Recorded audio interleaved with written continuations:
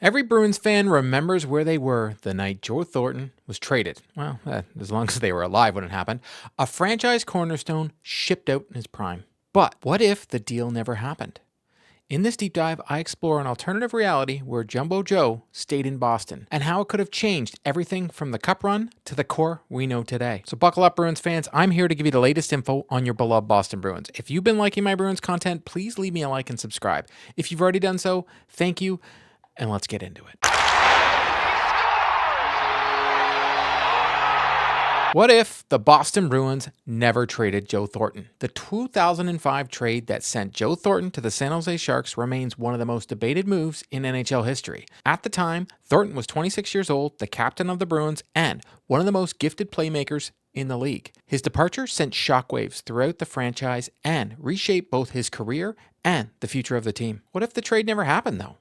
What if Joe Thornton had remained a Boston Bruin for the prime of his career? Let's explore the alternative reality that might have unfolded had Boston chose to hold on to their star center and how it could have transformed the franchise for better or worse. Joe Thornton was drafted first overall by the Boston Bruins in 1997, selected ahead of future stars like Patrick Marleau and Marian Hossa.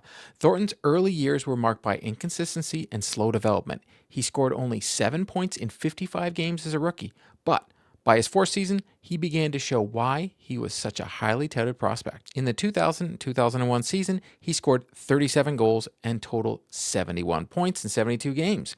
By 2002-03, Thornton hit the 100-point mark for the first time in his career, finishing with 101 points, 36 goals, 65 assists in just 77 games. Had he remained in Boston, it's not a stretch to believe that Thornton would have gone on to become one of the greatest Bruins in history. His elite playmaking ability, vision, and on-ice leadership would have solidified his place alongside franchise icons such as Ray Bourque, Phil Esposito, and Bobby Orr. At the time of his trade, Thornton had already amassed 454 points in 532 games with Boston. In San Jose, he would go on to score 1,055 points in 1,004 games, an astonishing 0.96 points per game pace. If we project that performance over an uninterrupted Bruins tenure, Thornton could have easily broken several franchise records, particularly in assists and total points. Importantly, Thornton's presence would have overlapped with the emergence of Patrice Bergeron, drafted in 2003. Bergeron, who developed into one of the NHL's best two-way forwards ever, would have been the perfect complement to Thornton's offensive mindset. A long-term top two center pairing of Thornton and Bergeron could have given the Bruins one of the most formidable center duos in NHL for decades, maybe even in history. Thornton's primary weakness? Defensive play and postseason intensity, which might have been balanced out by Bergeron's Selke caliber responsibilities. Together, they could have anchored a core that provided both offensive depth and leadership stability. One of the great what-ifs in the alternative timeline is how the team's success might have looked had Thornton stayed. While Thornton was traded during the 2005-06 season, the Bruins were in a state of disarray. They had started the season poorly, management was under fire, and the team lacked a coherent identity.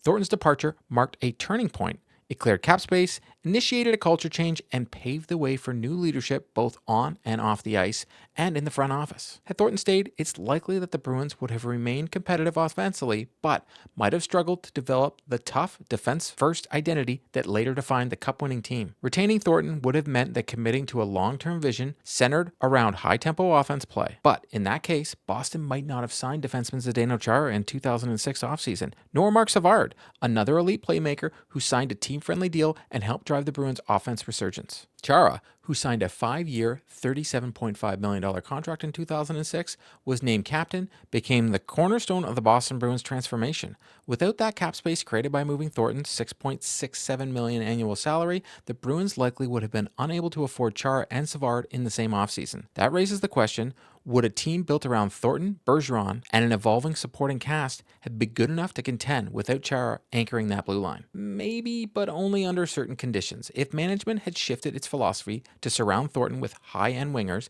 reliable two-way players, and a competent goaltender, the Bruins might have remained a playoff team through the late 2000s. But it's uncertain whether that version of the Bruins would have had the discipline and grit to power them to the 2011 Stanley Cup. Instead of Tim Thomas backstopping a shot-blocking machine, you might have seen more of a run-and-gun squad, thrilling, but not necessarily built for playoff survival. One undisputable fact, Joe Thornton thrived in San Jose. Following the trade, Thornton posted 92 points in just 58 games, with the Sharks, finishing the season with a league-leading 125 points, 20 goals, 96 assists.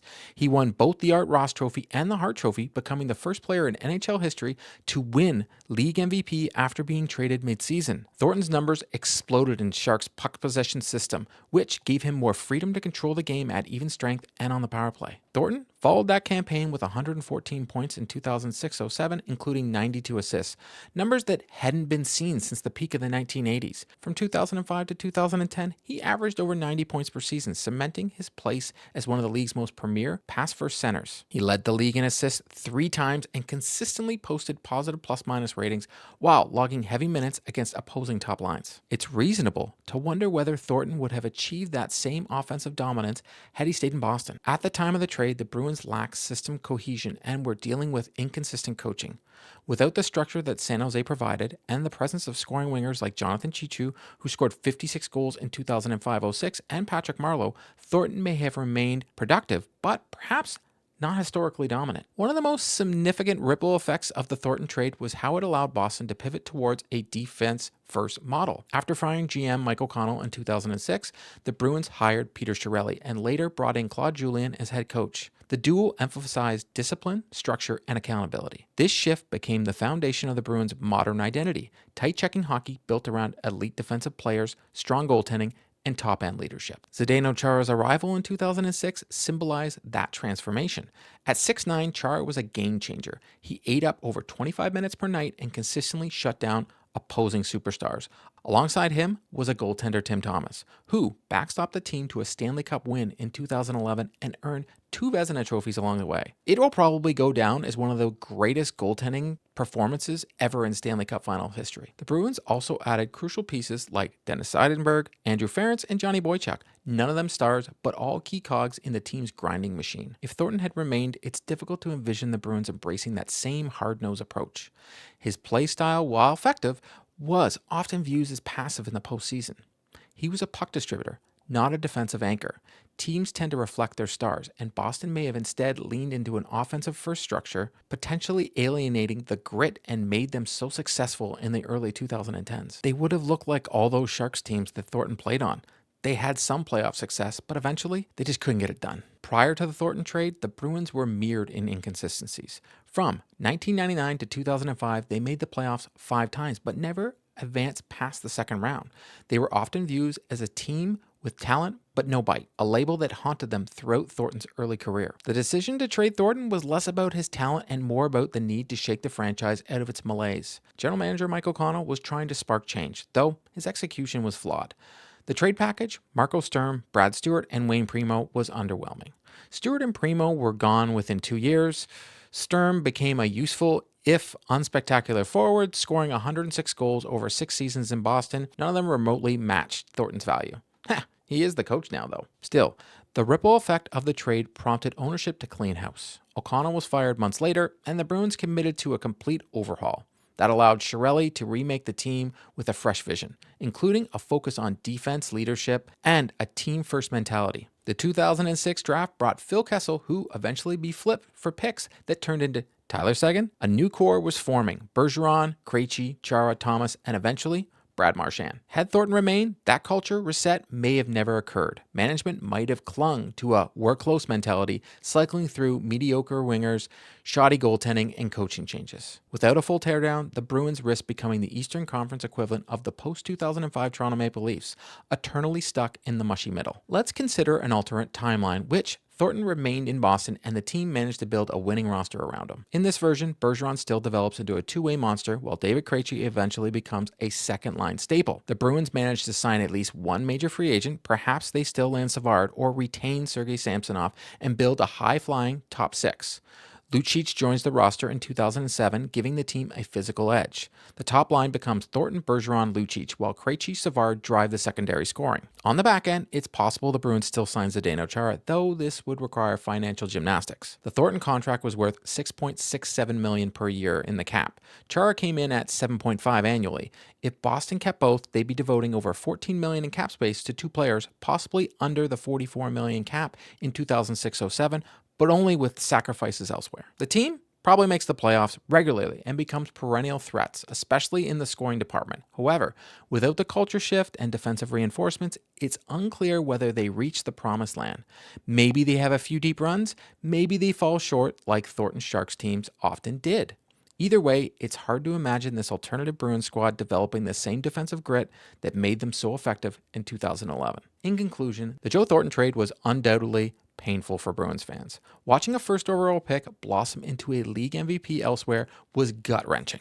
But in hindsight, it may have been necessary shock to the system. The trade forced the Bruins to reevaluate everything: its management, roster, philosophy, and long-term goals. Thornton got a fresh start and became a generational playmaker. The Bruins, in turn, reinvented themselves and eventually raised the Stanley Cup in 2011, the franchise first in 39 years. Ironically, neither Boston nor San Jose won the Cup during Thornton's prime, but Boston came the closest when it mattered most, and much of the success can be traced back to the chain reaction ignited by the trade. Had Thornton stayed, he may have become the franchise all-time points leader, but would the Bruins have won a Stanley Cup? Would they have evolved into the juggernaut of the early 2010s?